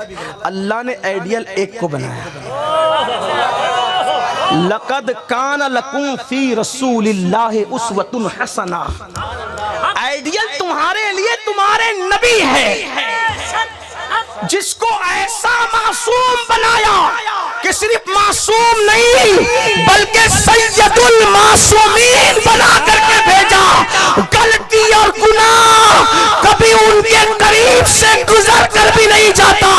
ارے وہ تو وہ ہے، اگر وہ کسی اونٹنی پر بیٹھ جائے تو اونٹنی بھی نہیں بیٹھتی، یہ سنیوں کا نظریہ ہے۔ اسی لیے ہم کہتے ہیں جب وہ اونٹنی پر بیٹھ جائے تو اونٹنی کے قدم نہیں بیٹھتے تو بیٹی کے قدم کیسے بیٹھتے؟ جو نبی کی بیٹی کو خطا پر کہتے ہیں مطلقاً، وہ کہیں نہ کہیں نبی کی معصومیت پر سوالیہ نشان کھڑا کرتے ہیں۔ اسی لیے میں نے اپنے ایک شعر میں کہا تھا، جو ابھی باپو پڑھ رہے تھے انہوں نے نہیں پڑھا وہ شعر، پتہ نہیں وقت کی قلت تھی، عرض کیا ہے کہ عصمتوں کی گود میں پلی، عصمتوں کی، کیونکہ ان کے بابا سید المعصومین تھے، عصمتوں کی گود میں پلی، خطاؤں سے بری ہے فاطمہ۔ سبحان اللہ، سبحان اللہ، سبحان اللہ، عصمتوں کی گود میں پلی۔ بہرحال تو حضور سید المعصومین ہے، اسی لیے آئیڈیل ان کو بنایا۔ وہ مسکراتے ہیں تو ان جیسا کوئی مسکرا ہی نہیں سکتا، اور وہ بالکل اسی جگہ مسکراتے جہاں مسکرانا چاہیے، لیکن بڑے سے بڑا شریف آدمی بھی کبھی کبھی وہاں مسکرا دیتا ہے جہاں اس کو مسکرانا نہیں چاہیے۔ اسی لیے آئیڈیل کون ہے؟ حضور۔ تو حضور کو آئیڈیل بنانے کی بجائے ہیروں کو کیوں بناتے، نچنیوں کو؟ اس نے شراب پی تو میں بھی پیوں گا، وہ ایسے مٹک کے چلا تو میں بھی چلوں گا، اس نے زنا کیا تو میں بھی کروں گا، وہ لڑکی کو فلم میں لے کے بھاگ رہا ہے تو اس پر میں بھی۔ یہ کیا آئیڈیل حضور ہے جن کی نگاہیں ہمیشہ جھکی رہتی تھی۔ میرے امام کہتے ہیں نیچی آنکھوں کی شرم و حیا پر درود، اونچی بینی کی رفعت پہ لاکھوں سلام۔ سبحان اللہ، سبحان اللہ، سبحان اللہ۔ جس کی حیا کا عالم یہ تھا، اماں عائشہ صدیقہ فرماتی ہیں حضور ایسے حیا کرتے تھے جیسے کنواری لڑکیاں اجنبی مردوں سے حیا کرتی ہیں۔ ان کی کی حیا کا عالم یہ تھا کہ ان کے پیروں کے تلووں کو بہت سارے اکثر صحابہ نے نہیں دیکھا تھا. کیوں نہیں دیکھا تھا؟ اس لیے کہ کبھی انہوں نے پیر لمبے ہی نہیں کیے تھے لوگوں کے سامنے. وہ لوگوں کے سامنے پیر دراز کرنے سے بھی حیا کرتے تھے. ان کو ناک چھنکتا ہوا کسی نے نہیں دیکھا. کیا حیا کا عالم تھا کہ کبھی انہوں نے لوگوں کے سامنے ناک بھی نہیں چھنکی. اللہ اکبر. ان کی ڈکار کی آواز کبھی کسی کے کانوں میں نہیں پہنچی، اس لیے کہ انہوں نے زندگی میں کبھی ڈکار نہیں لیا. آپ اندازہ تو فرمائیں حضور علیہ السلام کیسے آئیڈیل ہیں. ایسی ہستی کو چھوڑ کر وہ کمال حسن حضور ہے کہ گمان نقص جڑا نہیں. یہی پھول خار سے دور ہے، یہی شمع ہے کہ دھواں نہیں. کروں تیرے نام پہ جاں فدا، نہ بس ایک جہاں دو جہاں فدا. دو جہاں سے بھی نہیں جی بھرا، کروں کیا کروڑوں جہاں نہیں. اور کہتے ہیں آقا تیری صورت تیری سیرت زمانے سے نرالی ہے. تیری سیرت تیری صورت زمانے سے نرالی ہے. تیری ہر ہر ادا پیارے دلیل بے مثالی ہے. انہیں غصہ وہیں آیا جہاں آنا تھا، انہوں نے وہیں مسکرایا جہاں مسکرانا تھا. انہوں نے وہیں استراحت فرمایا جہاں استراحت فرمانا تھا. وہ وہیں تشریف لے گئے جہاں ان کو تشریف لے جانا تھا. وہ وہیں بیٹھ گئے جہاں انہیں بیٹھ جانا تھا. وہ وہیں کھڑے ہو گئے جہاں انہیں کھڑے ہو جانا تھا. وہ وہیں رو پڑے جہاں رونا جو ہے وہ بہت بڑا کردار تھا، بہت بڑا ہنر تھا، بہت بڑا اخلاق تھا. اللہ اکبر. ان کی زندگی کو پڑھو، ان کی زندگی کو اختیار کرو. بات آنکھوں پر چل رہی تھی. میں ایک بات عرض کرنے جا رہا تھا. آج آنکھوں کو آوارہ کیا اور اس کو فیشن کا نام دیتے ہو. آؤ ہماری آنکھوں کی حفاظت کا عالم کیا تھا. تنہا کسی لڑکی کو دیکھا جاتے دل کے اندر پاپ آ گیا، دل کے اندر جرائم نائی. تم بیٹیوں کی حفاظت کرنے والے. ایک مرتبہ سلطان صلاح الدین ایوبی، آپ نے غوث پاک کی محفل بھی رکھی ہے. سبحان اللہ. پتہ ہے صلاح الدین کون تھے؟ غوث پاک کے مرید تھے صلاح الدین. سبحان اللہ. لوگوں کو قادری بننے کا ہے شوق بڑا، لیکن قادریت پتہ ہی نہیں آج تک کیا ہے. ہاں صلاح الدین قادری تھے اور ڈبل قادری تھے. میں اپنے ذوق کے مطابق کہتا ہوں کہ وہ ڈبل قادری سے اعتبار سے کہ بچپن میں غوث پاک کے مرید ہوئے. جب جوان ہوئے تو غوث پاک کے شہزادے کے پاس سید عبد الرزاق تاج الاولیاء کے پاس ہے. کہا حضور بچپنے میں آپ کے والد بڑے پیر صاحب کا مرید تھا، لیکن اب شعور آ گیا تو سوچتا ہوں کہ تجدید کر لوں. ان کے ہاتھ میں مرید ہوئے سے ڈبل قادری. اب بات صلاح الدین کے ہی تو عرض کرتا ہوں کہ ان کے جب بچے تھے ان کے والد ان کو لے گئے تھے غوث پاک کے پاس. غوث پاک نے کہا سرکار دعا کر دو. سرکار غوث پاک نے سر پہ ہاتھ رکھنے کے ساتھ ساتھ ان کے گلے پہ بھی ہاتھ رکھا اور گلے پہ اور گردن پہ ہاتھ پھیر کے دعا کرتے ہیں اللہ اس سے اتنا بڑا کام لے گا کہ قیامت تک اس کی کارناموں کے گلگلے رہیں گے. ہاں دعا. میں لوگوں سے کہتا ہوں اپنے بچوں کو جب اللہ والے آیا کرے تو دعا کروایا کرو، اس لیے کہ سینکڑوں سال کی محنت وہاں نہیں پہنچاتی جہاں اللہ والوں کی دعا پہنچاتی. آپ کسی بھی مضبوط کام کرنے والے کو دیکھیں اس کے پیچھے کسی نہ کسی اللہ والے کی دعا ہوگی. امام اعظم ابو حنیفہ کو دیکھیں، ان کے والد کو ان کے دادا مولا علی کے پاس لے جاتے تھے. ان کے والد کے سر پہ ہاتھ رکھ کے علی پاک نے دعا کی. اس دعا کی برکت آج تک نظر آ ہے نا. دیکھ رہے ہو کوئی بھی دیکھ لیں آپ، کسی بھی کتنوں کے نام پڑھوں پیچھے کسی نہ کسی اللہ والے کی دعا. جب تک اللہ والے کی دعا نہیں ہوتی انسان ترقی نہیں کرتا. ہاں یاد رکھنا محنت کر کے آدمی وہاں نہیں پہنچتا جہاں دعا سے پہنچتا. ہاں محنت کرنے والوں کے گرنے کے چانسز ہوتے ہیں لیکن دعا والوں کو دعا گرنے سے بچا لیا کرو. اس لیے دعا لیا کرو اللہ والوں، بد دعا نہ لیا کرو.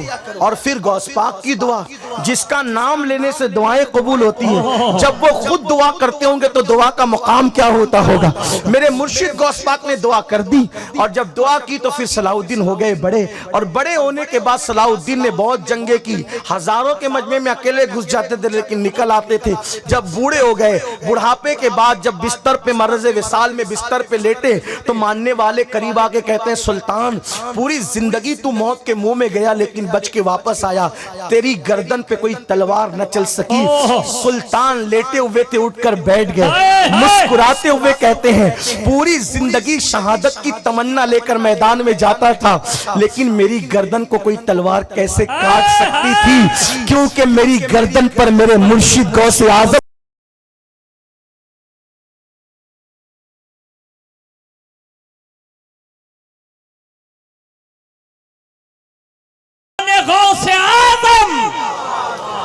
امام کہتے ہیں کیا دبے جس پہ حمایت کا ہو پنجا تیرا, کیا دبے جس پہ حمایت کا ہو پنجا تیرا, شیر کو خطرے میں لاتا نہیں کتا تیرا, تجھ سے در در سے سگ اور سگ سے ہے مجھ کو نسبت, میری گردن میں بھی ہے دور کا ڈورا تیرا, تو اس نشانی کے جو سگ ہیں نہیں مارے جاتے, حشر تک میرے گلے میں رہے پٹا تیرا, اور میری قسمت کی قسم کھائے سگانے بغداد, ہند میں رہ کے بھی دیتا رہوں پیرا تیرا, ہند میں رہ کے بھی دیتا رہوں پیرا تیرا.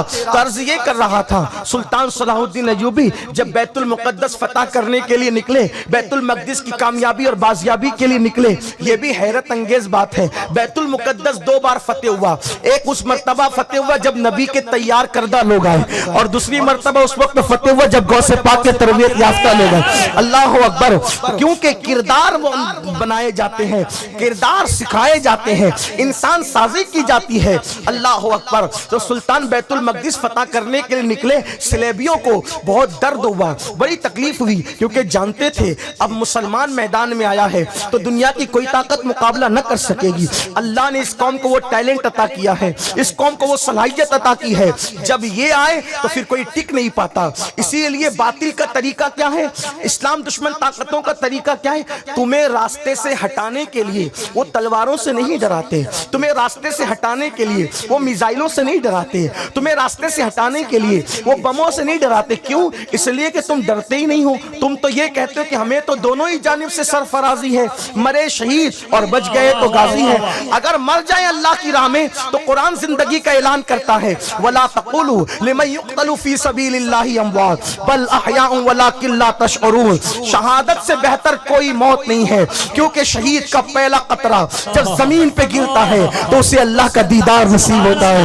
وہ بڑی خوبصورت زندگی ہے جسے شہید کی موت کہتے ہیں. اگر لوگوں کو شہادت کی عظمت پتہ چل جائے تو پھر اللہ اکبر, دنیا میں انقلاب ہی انقلاب ہے. تو بہرحال عرض یہ کر رہا تھا, باطل آپ کو راستے سے ہٹانے کے لیے ہتھیار کا استعمال نہیں بلکہ عورت کا استعمال, حسن کا استعمال, شراب کا استعمال, گناہ کا استعمال کرتے ہیں. کیوں؟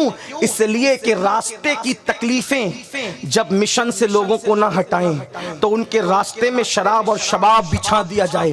تو جو تکلیف اور مصیبتوں سے نہیں بھاگتے وہ لوگ عیش پرستی کی وجہ سے اپنے مشن کو بھول جاتے ہیں, اپنے مشن کو فراموش کر جاتے ہیں. آپ سے گزارش ہے آپ توجہ میری طرف رکھیں, ہمیں مشن سے ہٹانے کے لیے ہمیشہ شراب و شباب کا استعمال کیا گیا ہے. میری قوم کے جوانوں, آج جو جانوروں سے بدتر تمہارے حالات ہیں, آج جو بے اوقت ہو کر رہ گئے ہو, آج جو بے حیثیت ہو کر رہ گئے ہو, اس کی وجہ کیا ہے؟ اس لیے کہ تم شراب و شباب کی طرف گئے. نکل آؤ شراب سے, نکل آؤ شباب سے. صلاح الدین ایوبی ہی نے کہا تھا کہ ہزاروں ہتھیار کی جھنکار مسلمانوں کو وہ تباہی پر نہیں لا سکتی جو شراب اور شباب مسلمانوں کو تباہی کے دہانے پر پہنچا دیتا ہے.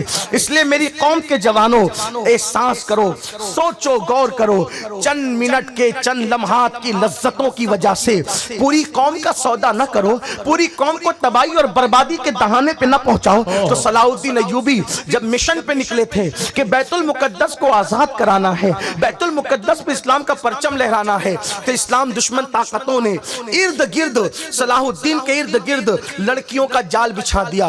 اب ذرا دیکھنا, اگر وہ ہماری طرح ہوتے, ان کی تربیت نہ کی گئی ہوتی, قادریت کا فیضان ان کی آنکھ اور ان کے دل پر نہ ہوتا تو پھر کیا ہوتا؟ اللہ اکبر. سلطان کو شکار کرنا تھا, سلطان شکار کر رہے تھے اس لیے کہ جنگل میں تھے. شکار کرتے کرتے سلطان جنگل میں اللہ اکبر اپنے دوستوں سے اپنے ساتھیوں سے دور نکل جاتے ہیں، اور دور نکل گئے تو بالکل جو ہے وہ ساتھی بچھڑ گئے اور وہ ساتھیوں سے بچھڑ گئے۔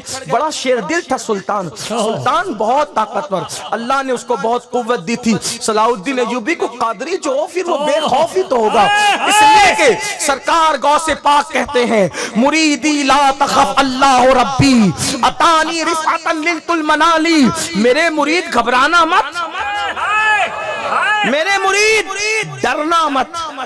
قادریوں کے ڈر کیسا؟ سیاسی لیڈروں سے ڈر رہے ہو، کون سی قادریت ہے؟ بیماریوں سے ڈر رہے ہو، کون سی قادریت ہے؟ مندی سے ڈر رہے ہو، کون سی قادریت ہے؟ مطلب قادریت میں ڈوبے نہیں، اسی لیے ڈر ہے۔ جس دن قادریت دل میں بیٹھ جائے کسی سے نہیں ڈرو۔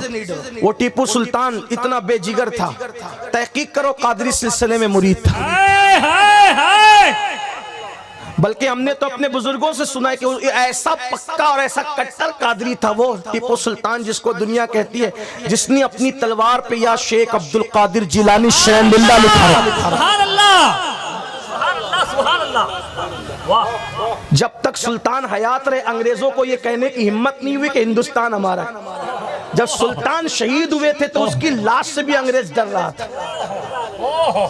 آج چوہوں سے ڈرتے ہو کیونکہ اللہ کا ڈر نہیں ہے، چھپکلی سے ڈرتے ہو، اللہ کا ڈر نہیں ہے۔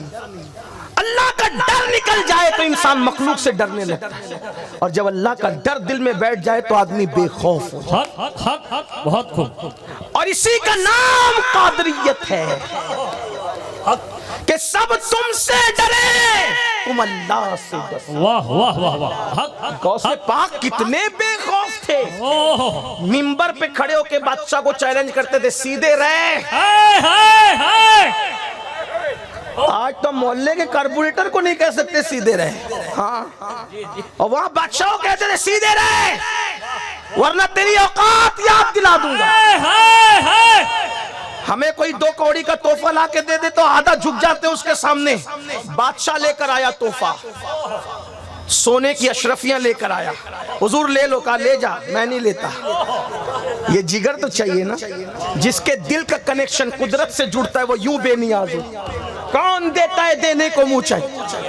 میں یہ نہیں کہتا تحفہ نہ لیا کرو، لیکن حلال حرام دیکھ کے لیا کرو۔ بہت اچھے۔ حلال ہوا کرے تو لے لو، حرام ہوا تو بالکل بے جگری سے کہو لے جا۔ غوث پاک نے کہا لے جا، اس نے کہا حضور لے لو، فرمایا کہا نہ لے جا، اس نے کہا حضور لے لو، تحفہ لینا سنت ہے۔ اس کو پتا نہیں تھا کہ کس کا لینا سنت ہے۔ واہ واہ واہ واہ واہ واہ۔ جلال میں آ گئے، دونوں اشرفیوں کی تھیلیاں اٹھائی، پکڑ کے ایسے دبایا، نیچے خون گرنے لگا۔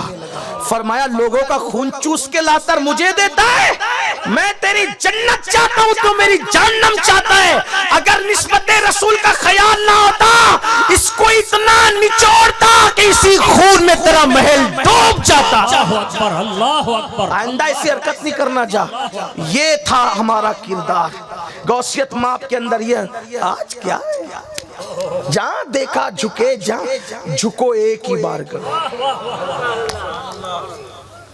ایک ہی در پہ جھکو جو اللہ کا در ہے، اور کسی تمہارا سر اتنا سستا نہیں ہے کہ ہر کسی طاقت کے آگے جھکے۔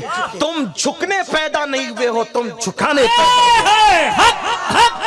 واہ واہ واہ واہ۔ صرف جھکنا ہے تو اللہ کی بارگاہ میں، جب تک تم اللہ کی بارگاہ میں جھکتے رہے پوری کائنات تمہارے قدموں میں جھکتی رہی۔ جب سے تم نے اللہ کی بارگاہ میں جھکنا چھوڑ دیا ہے تمہاری پیشانیاں آوارہ ہو گئی ہے، در در پہ جھک رہے ہو، اور جھکنے والے تمہاری عزت بھی نہیں کر رہے، لوگ تمہیں پیر مارے، فٹ بال کی طرح تمہاری زندگی ہو گئی۔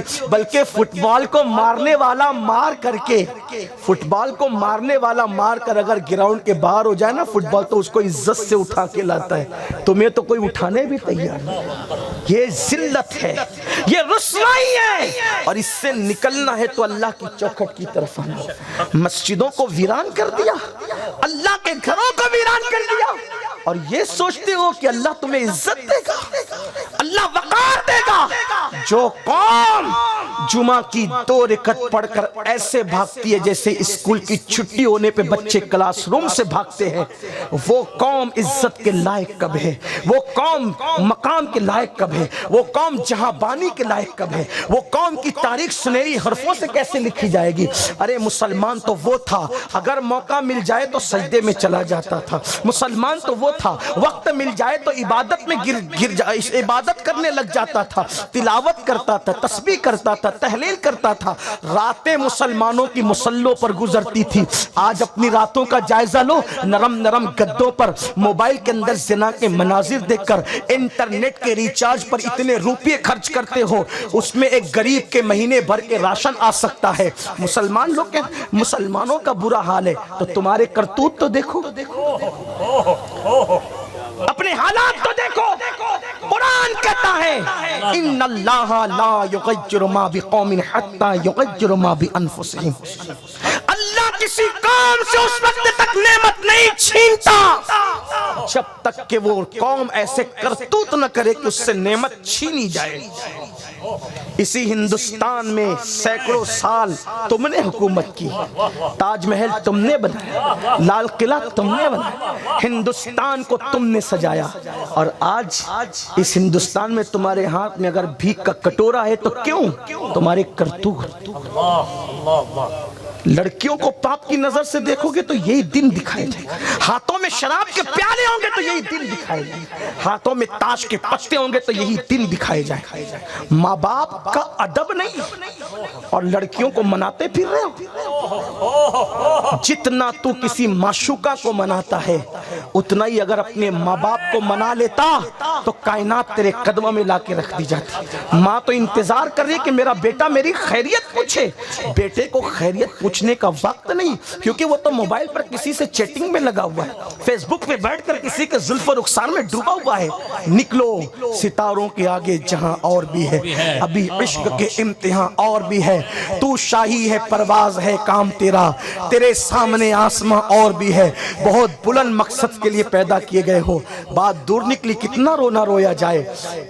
पूरा पूरा जिस्म तो छलनी छलनी है। किसी ने कहा था वो चाहता था दामन मेरा रफू करना, वो चाहता था दामन मेरा रफू करना। उसे क्या खबर कि अंदर से कट गया हूं मैं। जो अंदर से कट जाए उसका दामन रफू करने से फायदा क्या है।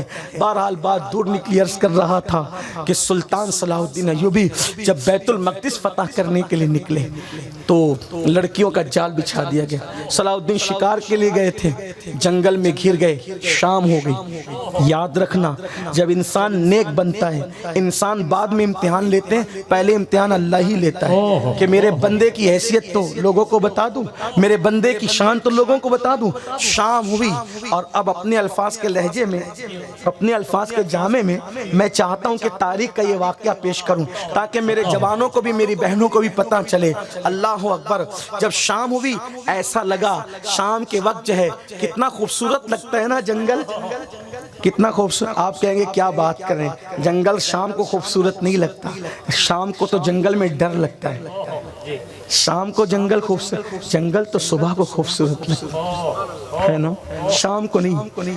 तो कभी कभी इन अल्फाज पे भी गौर कर लिया करें कि रिवायत दरायत के साथ पेश हो रही कि ऐसी हवा में गिरा लगाई जाए। शाम हो गई, कुदरत का करना, काले काले बादल छा गए। जंगल में जब काले बादल छा जाए, अगर सुबह हो तो भी जंगल डरावना हो जाता है, अगर शाम को काले बादल छाए तो फिर क्या होगा।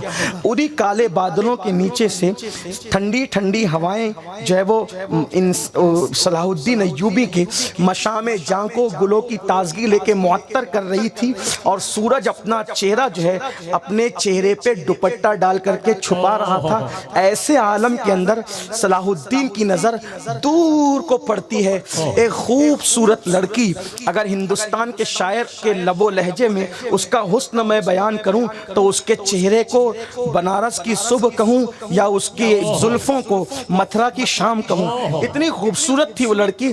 ऐसा लगता था जैसे किसी हुस्न की परी ने अभी अभी जो है वो जंगल के पौधों के दरमियान जो है वो है अपने वजूद को बेनकाब نقاب کیا ہو. اس کے بال کیا تھے؟ سنبل کے پودے. اس کی آنکھیں کیا تھی؟ نرگس کے پھول. اس کا چلنا کیا تھا؟ ہرن کا چوکڑی بھرنا. اس کا خرام ناز کیا تھا؟ ایسا لگے کہ جیسے کوئی مور جو ہے وہ بادلوں کے درمیان بادلوں کے برسنے پر جو ہے وہ رقص کر رہا ہو.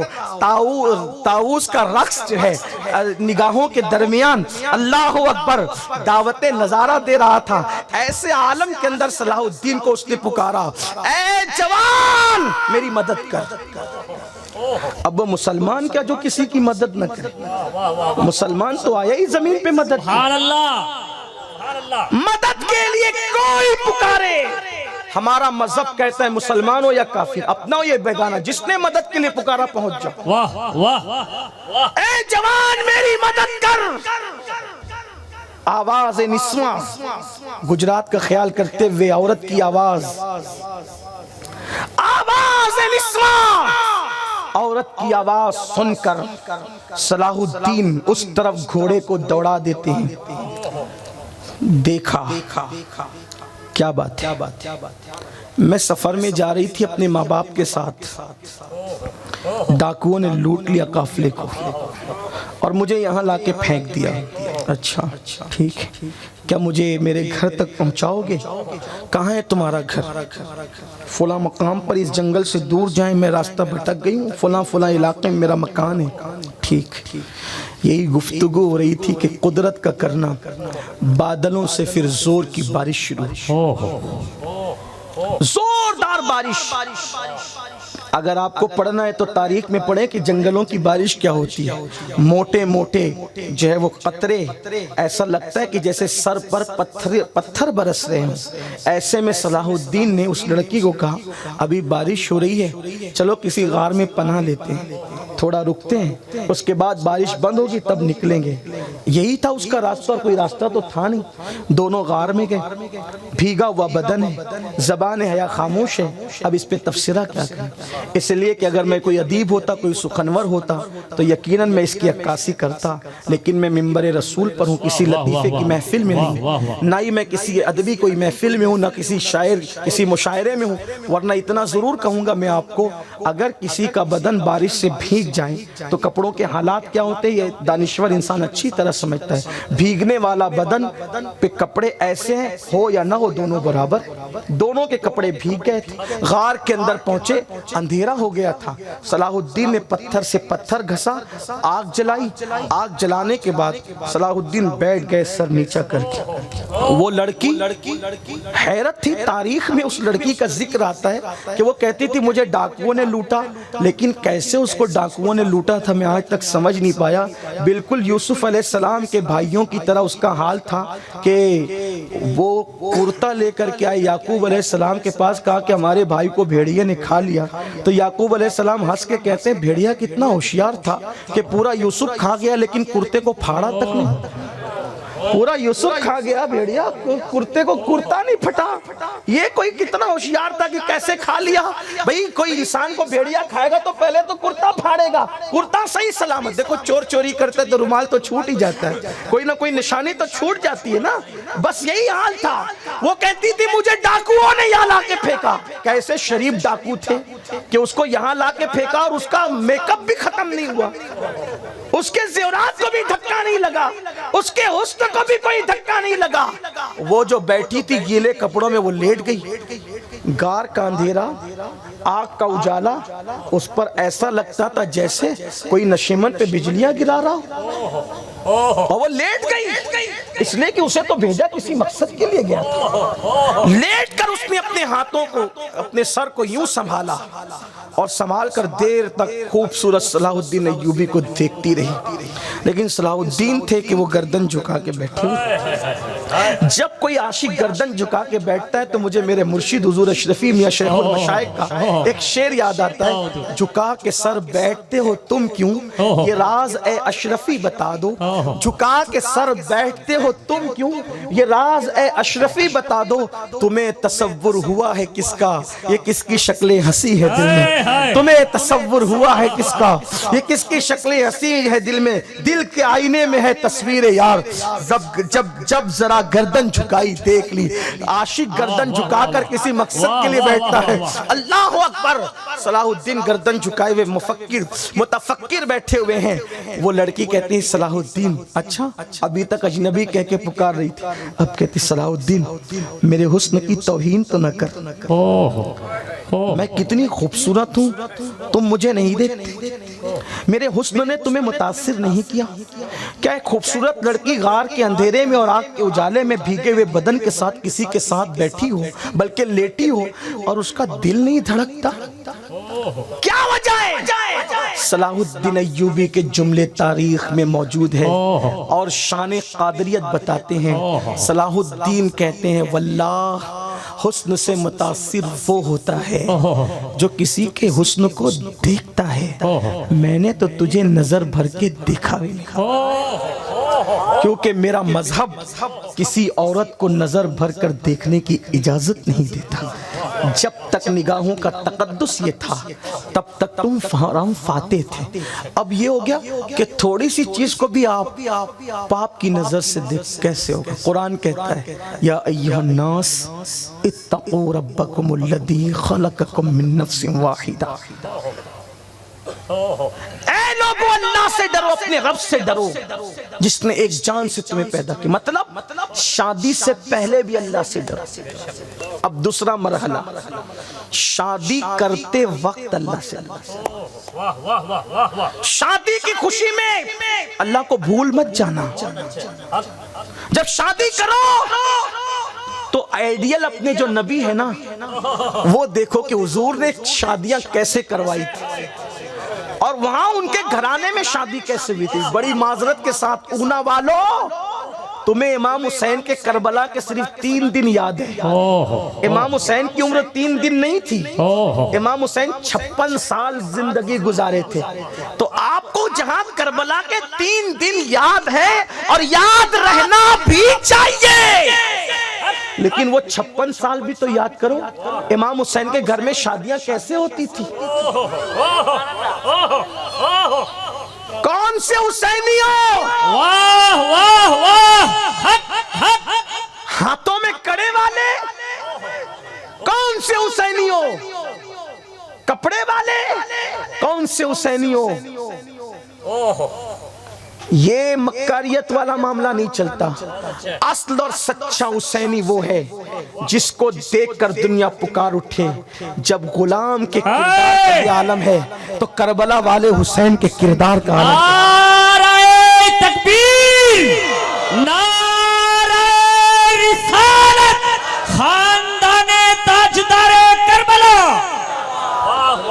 مجھے کوئی ایک ضعیف سے ضعیف ثبوت لا کے بتا دو کہ امام حسین کے گھر میں کوئی شادی ہوئی ہو اور اس میں ڈھول بجے ہوں، گانے گائے گئے ہوں، پٹاخے پھوڑے گئے ہوں، آتش بازی کی گئی ہو، مجھے بتاؤ تو صحیح، ایک شادی بتاؤ نا، شادیاں نہیں ہوئی تھی۔ اچھا یہ بھی یاد رکھنا، آپ یہ نہیں سمجھنا کہ وہ غریب لوگ تھے، یہ تمہاری غلط فہمی ہے، کربلا کے 3 دن کے فاقہ کشی کو دیکھ کے انہیں غریب نہیں سمجھنا، میں اس کو غریب کیوں کہوں جس کے خاندان کا صدقہ آج بھی بٹ رہا ہے۔ حق حسین، حق حسین۔ ارے غریب کسی کو نواز سکتا ہے، غریب کسی کو نواز سکتا ہے، غریب کسی کو نہیں نواز سکتا ہے۔ ارے حسین کتنا بڑا غریب نواز ہوگا جس کی نسل میں غریب نواز موجود ہے۔ خواجہ کا ہندوستان، جس کے بیٹوں میں غریب نواز ہے وہ کتنا بڑا غریب نواز۔ اے دل بگیر دامن سلطان اولیاء، یعنی حسین ابن علی جان اولیاء۔ بہت مالدار لوگ تھے وہ، میں نے لوگوں کو کہا بھی، محرم شریف میں کہا، میں نے کہا کہ تم سے کہتا ہوں मालेगांव में भी कहा था, लखनऊ में भी कहा था, अभी ऊना वालों से कहता हूँ, तुम्हारे यहाँ जो फैक्ट्री का मालिक होगा या पूरे ऊना में सबसे बड़ा मालदार मुसलमान होगा, उसके दरवाजे भिखारी जाए तो वो कितना दे सकता है? बोलो भाई, 10 रुपए, 50 रुपए, और अगर कुछ ज्यादा लोग बैठे हो तो 100 रुपए निकालेगा, इससे ज्यादा नहीं दे। और अगर और ज्यादा दे तो आखिरी नोट हिंदुस्तान में इस वक्त तो 2000 ही है। अल्लाह अल्लाह, हाँ, 2000 की नोट है। इस गुलाबी को पाने के लिए कितने काले काले लोगों ने मुंह किए और किस तरह से लोगों ने जराइम किए, तो अल्लाह रहम फरमाए। बहरहाल मैं सियासी आदमी नहीं हूँ, इसलिए मैं कोई तफसीरा नहीं करता, लेकिन बहरहाल इतना बड़ी नोट सबसे ज़्यादा आखिरी अभी हमारे यहाँ सिर्फ 2000, वही निकाल के देगा ना। और अगर आज दे दिया तो शायद महीने भर तक के फिर शायद देने की हिम्मत ना हो किसी को, है ना? यही है मेरे हुसैन के घर का हाल ये था। हाय हाय हाय हाय हाय। अगर एक दिन में 3 साइल आ जाएं, किसी को 50,000 दिया जा रहा है, किसी को 10,000 दिया जा रहा है, और वो भी माजरत के साथ कहा जा रहा है कि आज इतना ही इतना ले लो बाबा, इससे ज्यादा होता तो और अता करता। कभी 100 बकरियां दी जा रही, कभी 300 बकरियां दी जा रही, पूरी रिवायतें उठा करके पढ़ें। आप पूछे मौलाना हसन साहब से, ये तो माशाल्लाह बहुत महारत रखते हैं, पूछे बरकाती साहब से पूछे कि कितनी 100 बकरियां, कभी एक बकरी भी किसी को दी सदके में? और अगर दी तो फिर कब दी? अब्बा बीमार पड़ गए तो सदके में इसलिए दी कि अब्बा अच्छे हो जाएं। अल्लाह के लिए कहा दिया सदका, अब्बा को अच्छा करने के लिए दिया। बेटे का नाक का, हालांकि उसमें भी दे सकते, कोई मना नहीं है, बल्कि फरमाया कि अपने बीमारों का इलाज सदके से करो। लेकिन उस वक्त मेरे इमाम के घर में कोई बीमार नहीं था, खालिस अल्लाह के लिए दिया, सैकड़ों बकरियां उठा करके। ये हाल है। बोलो ये गरीब लोग कर सकते हैं? इतने मालदार थे मौला उस, लेकिन इतने मालदार होने के बाद भी कभी शादी में ढोल बजा नहीं। आज तो जब तक डीजे ना बजे तब तक शादी समझते ही नहीं हो। बोलो ना उस डीजे से कितना नुकसान हो सकता है, उसके धमक धमक की आवाज से कोई बीमार की जान जा सकती है ना? नहीं हो सकता। जो मजहब, तवज्जो करना, अपने मजहब की तालीम मुसलमान खुद नहीं समझे। जो लोग इस्लाम को गालियां देते, वजह क्योंकि उनको इस्लाम की तालीम पता नहीं। जिस दिन लोगों को इस्लाम की तालीम पता चल जाए, गलत फहमियां खत्म हो जाए, क्योंकि लोग हमको देख के इस्लाम समझ रहे, कुरान देख कर नहीं। अपने मजहब की तालीम क्या है? अगर कोई सो रहा है तो इतनी जोर से कुरान मत पढ़ो कि उसके सोने में खलल आए। जब लोगों की नींद में खलल से रोकने के लिए कुरान को बुलंद आवाज से पढ़ने से रोक दिया गया। कोई सो रहा है, इतनी जोर से सलाम मत करो कि उसकी नींद में खलल आए। इतनी आवाज से करो कि जागता हो तो सुन ले, सो रहा हो तो उसकी नींद में खलल ना आए। ये सुन्नत नहीं है। जो मजहब सलाम को बुलंद आवाज से सोने वाले के पास मना करे, जो मजहब तिलावत कुरान को बुलंद आवाज से करने से मना करे, उस मजहब में शादियों में डीजे की इजाजत कैसे हो सकती है? कैसे हो सकती है? लोगों की नींद खराब कर रखी है, लोगों का जीना हराम कर रखा है। पहले लोग ये फिक्र करते थे कि कहीं घर खरीदना है, कहीं घर खरीदना है तो मुसलमान के पड़ोस में खरीदो, सुकून रहेगा, दर्द में काम आएगा, सुख दुख का साथी बनेगा। ये फिक्र थी पहले।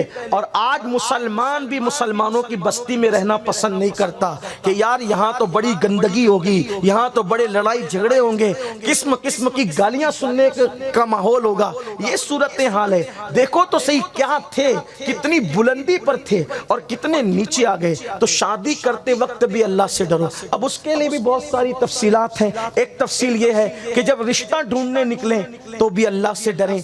किससे रिश्ता करें, ये भी एक मौजू है। रिश्ता किससे करें? अब हर बिरादरी वाला अपनी बिरादरी में। हज़रत आगे जी, हज़रत आगे, हज़रत का इस्तकबाल खड़े हो। दुरूशी पढ़ने बैठ जाएं आप लोग। अल्लाहुम्मा सल्ली अला सय्यदिना व मौलाना मुहम्मदिन मादिनिल जूदी वल करम व आलिहि व अस्हाबी व बारिक वसल्लम सलातन व सलामन अलैका या रसूल अल्लाह सल्लल्लाहु तआला अलैहि वसल्लम। तो निकाह करते वक्त भी अल्लाह से डरो, निकाह के बाद भी अल्लाह से डरो। अल्लाह ताला हम सबको तौफीक अता फरमाए। हमारी महफिल के खुसूसी खतीब तशरीफ़ ला चुके हैं, हमारे कायद, हमारे अमीर جن کی خطابت زمانے میں انقلاب بپا کر چکی ہے، جن کے خوبصورت جملوں نے انگریزوں کے دلوں کو بھی متاثر کیا، اپنے اور بیگانوں کے دلوں کو متاثر کیا ہے، ایسا خطیب آج ہمارے شہر اونا میں موجود ہیں۔